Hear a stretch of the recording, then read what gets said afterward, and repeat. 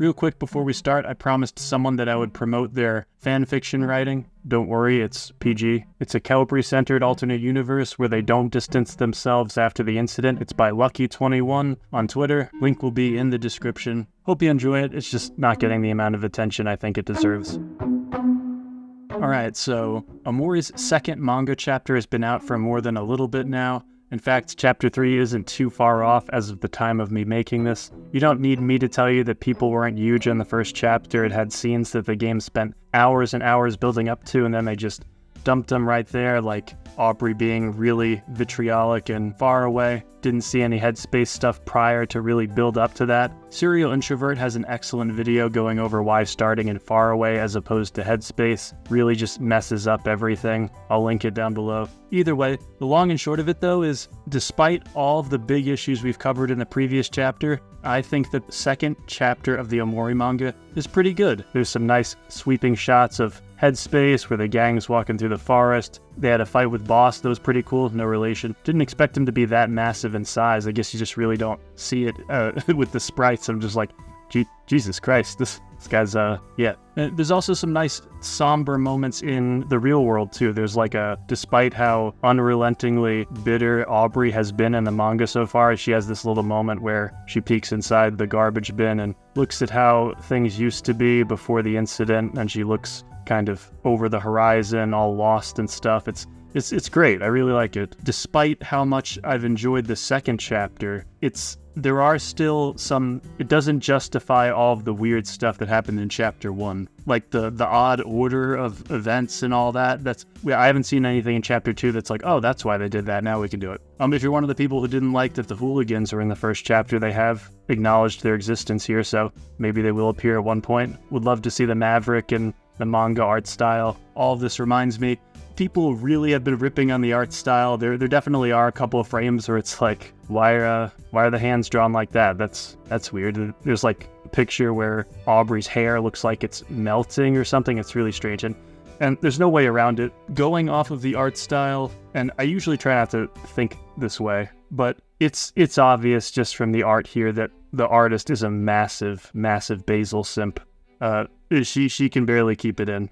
I personally don't get it, but the bedroom eyes and stuff it's weird. I do understand making headspace this kind of creepy, like, oh, this is all a little too friendly. This is all a little too happy-go-lucky.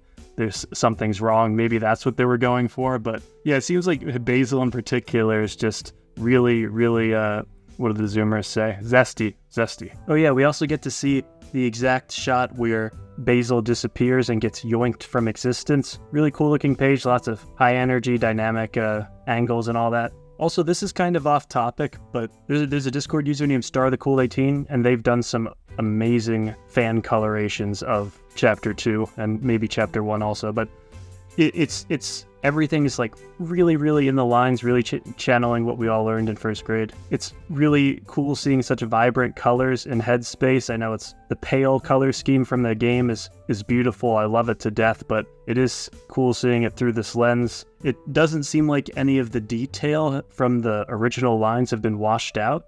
Very hard to do that. I know lots of people try to recolor these and then it ends up looking muddy or something like that, but this was genuinely really good. I love these. I hope they continue to do more chapters, and if they'll let me, I'll use them in video thumbnails or something, because man, I just really like these. One thing I had mixed feelings on is when they were fighting Boss, they had like damage prompts, like it was from the game or whatever, and I don't think they needed to do that. I understand it's kind of fun to do Scott Pilgrim stuff every now and again where everything's gamified and all that, but it seemed unnecessary. It's when we want an adaptation of OMORI, we don't mean it in that literal of a sense, I don't think. I just really don't think it was necessary. I know I'm all over the place with this video, but you know, towards the end, another thing I liked was they had some of that Kel Sunny dynamic humor where Kel's really uppity and like full of life, and Sunny's just kind of be along for the ride. So like he pulls Sunny in, and Sunny is like, I don't know why I'm here, but